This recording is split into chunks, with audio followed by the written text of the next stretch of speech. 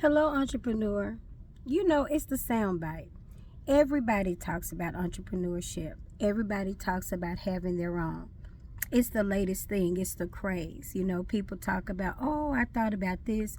And I'm telling you, there are a ton of good ideas. Anybody that had a tenth of a mind when COVID hit started thinking outside the box. You had so much time in the house. Of course, we did TikTok dances, and by we, I mean some people. But most importantly, if you had any thought of any business, the COVID situation, if you're that person who thrives in the midst of stuff, and a lot of us did, don't get me wrong, it hurt a lot of us, but it brought out a lot of creativity. There were people who started cooking, who didn't cook. There were people that just started doing things because being so fearful pushed you to a point that you started bringing out your best stuff, right? And there's nothing wrong with a lot of entrepreneurship. I love it. The thing is, you have to be careful because everybody that says stuff really doesn't mean it. I tell people all the time that it doesn't take me but about 5 minutes to tell whether or not I'm talking to a real entrepreneur or somebody who just wants to be one. And you can tell by the way their conversation goes, the things that they know, the things that they express, the things that they show, the things that they say. Entrepreneurship is not just about being a boss or having all the money. Entrepreneurship is about mentoring, it's about community, and it's about leadership. And a person who's really an entrepreneur is going to think so much further than right now. The mindset is so different because they realize that while today things might be good, they're looking down the road, knowing and expecting the future.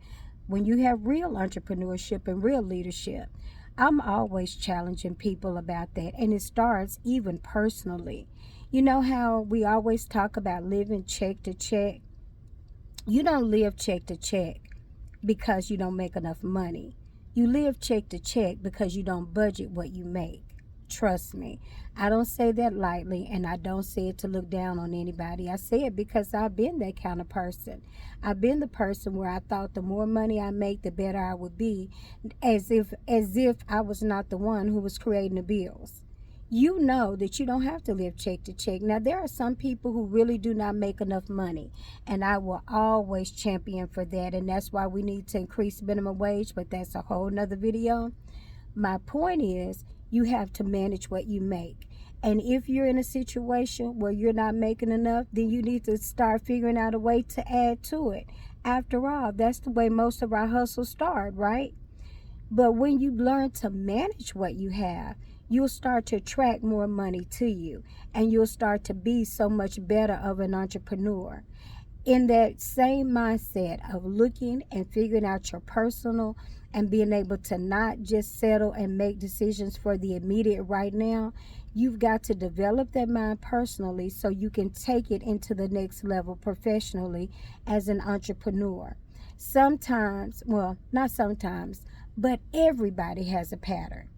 Go back and look and see, once again, that's where bookkeeping comes in.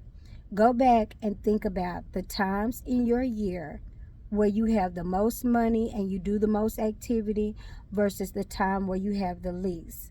You'll find your pattern. You'll find your pattern where you make the most money. You'll find your pattern where you spend the most.